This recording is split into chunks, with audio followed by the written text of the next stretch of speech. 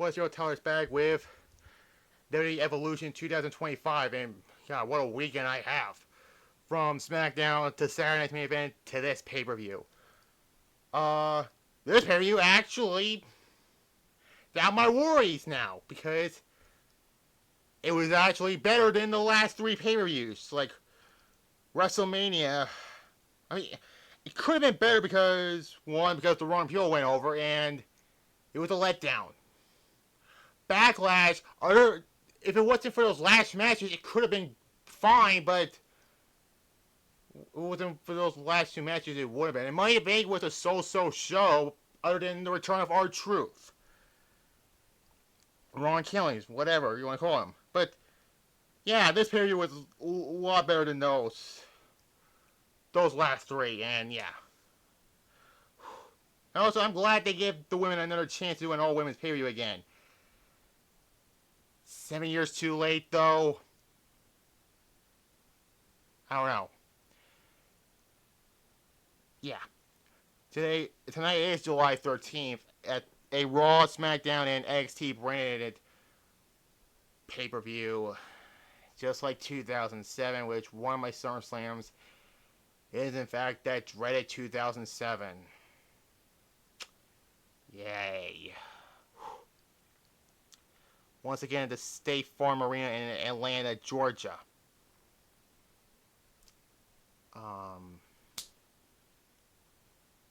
Yeah, let's talk about Evolution. Again, I had zero hopes for this, but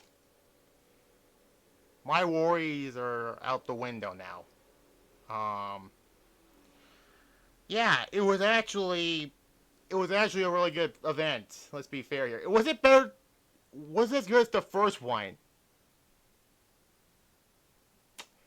If it wasn't for that main event in the first one, it should have been Becky and Charlotte in the last woman standing match. It could have been. But yeah.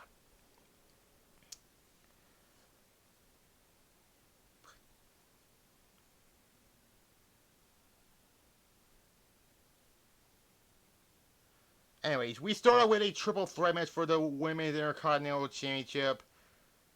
And basically, there's that.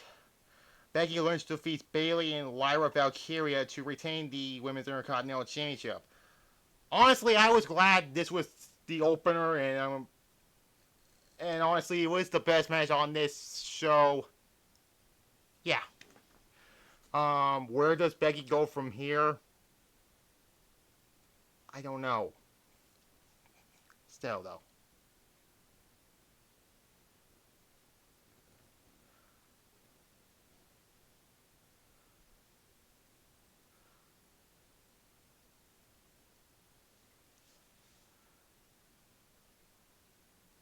Still, I give it an 8.5 out of 10 for this match. And yeah, I'm honestly glad that Becky is back again, and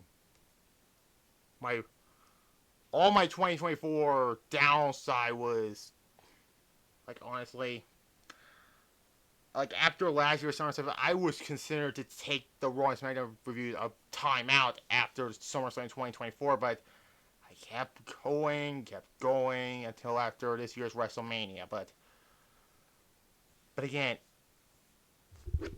I had to take a break from those, But still.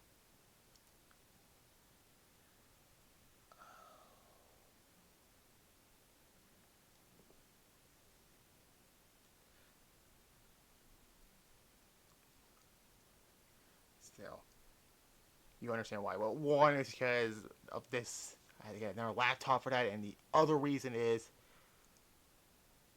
you obviously know. I forgot what it was. But still. Anyways, next up is for the NXT Women's Championship. Like I said, it was all three brands, and that's probably why, and there's that. JC Jane defeats Jordan Grace to retain the NXT Women's title. A heel turn happens. I did not care for this match. I'll get pretty generous with it.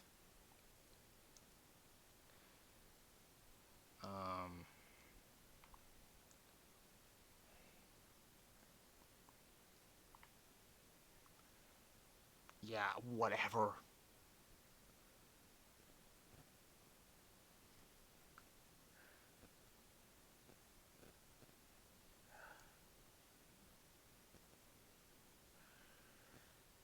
There's that. Then we get a fatal forward women's tag team title match.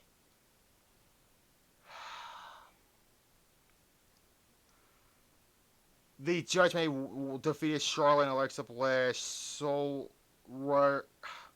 I can't pronounce her fucking name, okay? Again, I can't pronounce their fucking names, I'm sorry. And Asuka and Kairi saying the Kabuki Warriors. Wrong team won. This crowd was on Charlotte in the positive way. Again, why couldn't she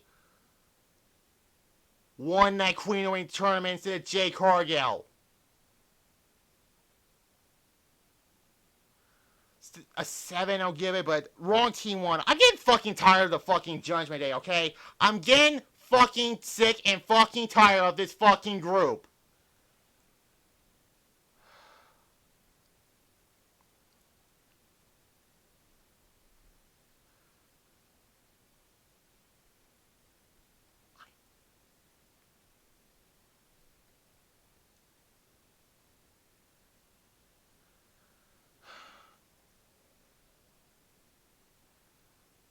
Still, I'm just...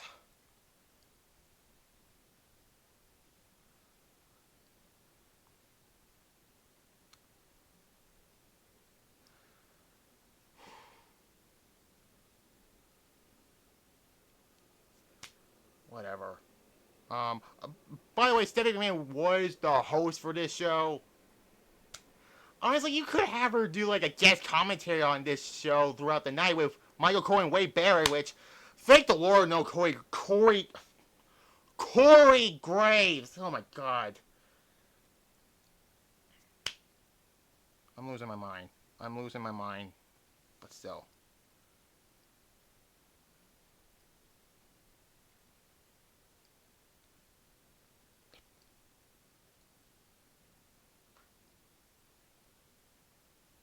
Then we get for the WWE Women's Championship, Tiffany Stratton defeats Trish Stratus to retain the title.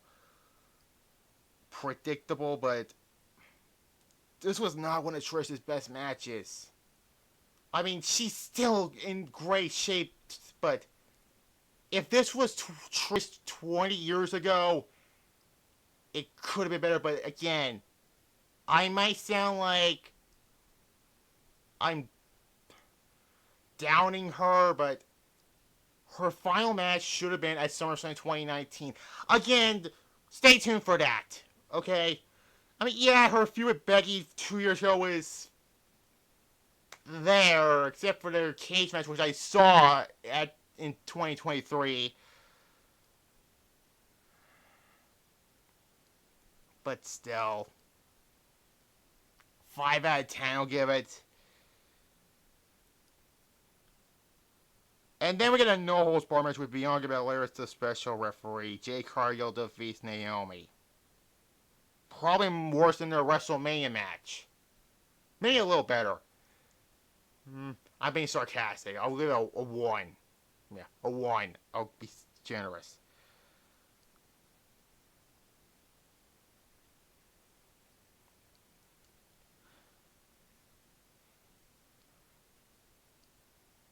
Then we get the 20-woman battle royal for a women's title shot at Clash in Paris. That's taking place after SummerSlam. Why couldn't they just done that in September instead of next month? Like, SummerSlam is being downgraded this year. It's a 2-night event now. I'm not a fan of the 2-night idea, really. But yeah, the two people I did not, I repeat, did not want to win this Battle Royal are Nikki Bella and Nia Jax. Why Nia Jax? because she had how many title opportunities this year. But they did not win, thank God. It was Stephanie Fakir to win the Battle Royal. Oh, I said her last name correctly this time. She has potential, and you know what? That's good that she won. This Battle Royal was... yeah, it was okay. A 6.5 out of 10. She was congratulated by Stephanie McMahon, so we got two Stephanies in the same ring. I had to point that out.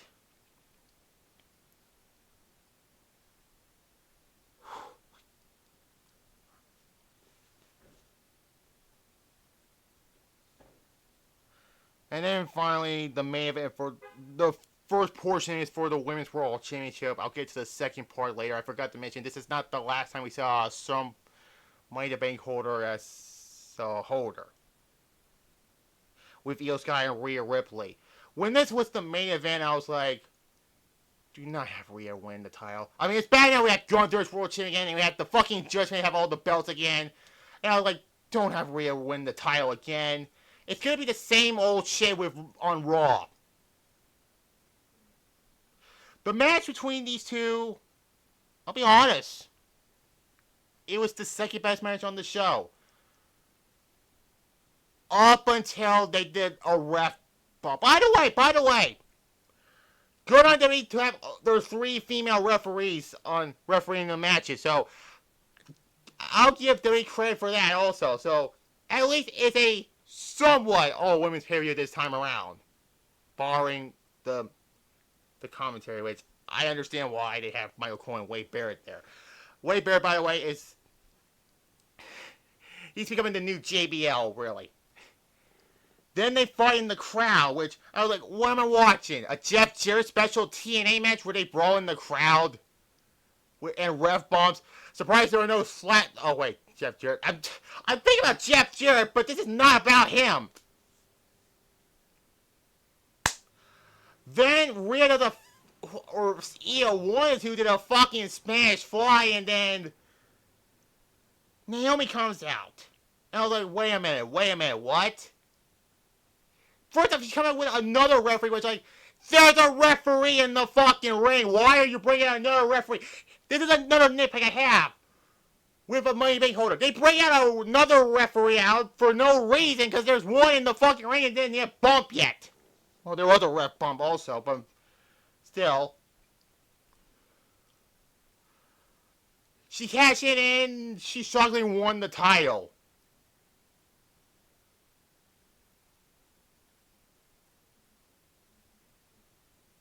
Yeah.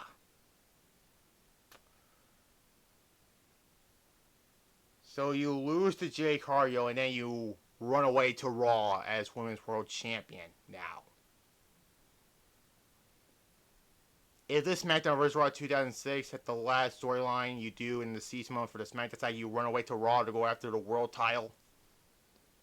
Because that is exactly what it was.